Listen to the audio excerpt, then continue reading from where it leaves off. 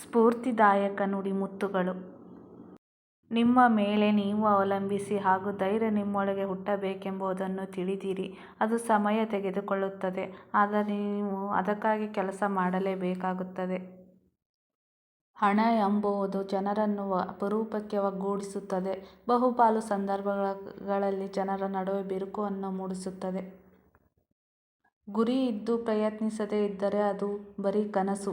ಗುರಿ ಇಲ್ಲದೆ ಪ್ರಯತ್ನಿಸುವುದು ಟೈಮ್ ಪಾಸ್. ಗುರಿ ಹಾಗೂ ಪ್ರಯತ್ನ ಎರಡೂ ಇದ್ದರೆ ನೀವು ಜಗತ್ತನ್ನೇ ಬದಲಾಯಿಸಬಹುದು. ಕಾಲುಗಳನ್ನು ಒದ್ದೆ ಮಾಡಿಕೊಳ್ಳದೆ ಸಮುದ್ರ ದಾಟಬಹುದು, ಆದರೆ ಕಣ್ಣುಗಳನ್ನು ಒದ್ದೆ ಮಾಡಿಕೊಳ್ಳದೆ ಜೀವನ ಸಾಗಿಸಲು ಸಾಧ್ಯವಿಲ್ಲ.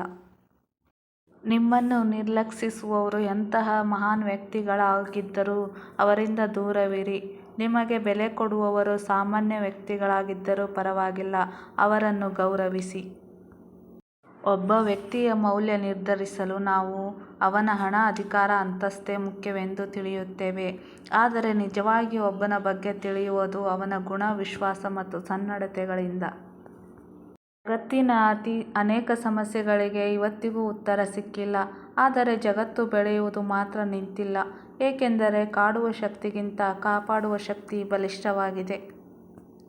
ಕಾಲೆಳೆದವರ ನಾಯಕನಾಗುವುದಕ್ಕಿಂತ ಕೈ ಹಿಡಿದವರ ಸೇವಕನಾಗಿರುವುದು ಶ್ರೇಷ್ಠ. ವಂಚಕರಿಗೆ ಕಿರೀಟವಾಗುವುದಕ್ಕಿಂತ ಉತ್ತಮರಿಗೆ ಪಾದುಕೆಯಾಗುವುದು ಉತ್ಕೃಷ್ಟ. ಕೆಲವು ನೋವುಗಳು ನಮ್ಮನ್ನು ಪಂಜರದ ಹಕ್ಕಿಯಂತೆ ಮಾಡಿಬಿಟ್ಟಿರುತ್ತವೆ. ಯಾರಿಗೂ ಹೇಳುವುದಕ್ಕೂ ಆಗುವುದಿಲ್ಲ, ನೆಮ್ಮದಿಯಾಗಿ ಬದುಕುವುದಕ್ಕೂ ಆಗುವುದಿಲ್ಲ. ಪ್ರತಿಯೊಂದು ಕತ್ತಲೆ ಮನೆಗೂ ಬೆಳಕಿನ ದಾರಿಗಾಗಿ ಒಂದು ಕಿಟಕಿ ಇರುತ್ತದೆ.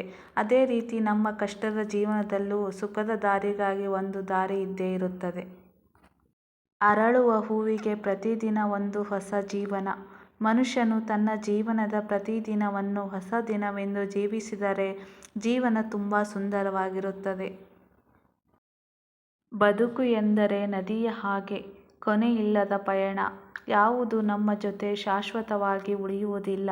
ಉಳಿಯುವುದು ಒಂದೇ, ಹೃದಯ ತಟ್ಟುವ ನೆನಪುಗಳು ಮಾತ್ರ. ನಿನ್ನ ಆಲೋಚನೆಗಳೇ ಒಂದು ಉದ್ಯಾನವನ. ಅದರಲ್ಲಿ ಹೂವು ಬೆಳೆಸುತ್ತೀಯೋ ಮುಳ್ಳು ಬೆಳೆಸುತ್ತೀಯೋ ನಿನಗೆ ಬಿಟ್ಟಿದ್ದು. ನಂಬಿ ಬದುಕುವುದು ಬೇರೆ, ನಂಬಿಸುತ್ತಾ ಬದುಕುವುದು ಬೇರೆ. ನಂಬಿ ಬದುಕುವುದರಲ್ಲಿ ಪ್ರೀತಿ ಇರುತ್ತೆ, ನಂಬಿಸುತ್ತಾ ಬದುಕುವುದರಲ್ಲಿ ಸ್ವಾರ್ಥ ಮಾತ್ರ ಇರುತ್ತೆ. ಸಾಧನೆಯ ಹಾದಿಯಲ್ಲಿ ಸೋಲುಗಳು ಬಂದರೆ ಊಟದಲ್ಲಿ ಕಲ್ಲುಗಳು ಬಂದಂತೆ. ಊಟದಲ್ಲಿನ ಕಲ್ಲುಗಳನ್ನು ತೆಗೆಯಬೇಕೇ ವಿನಃ ಊಟವನ್ನೇ ಬಿಡಬಾರದು.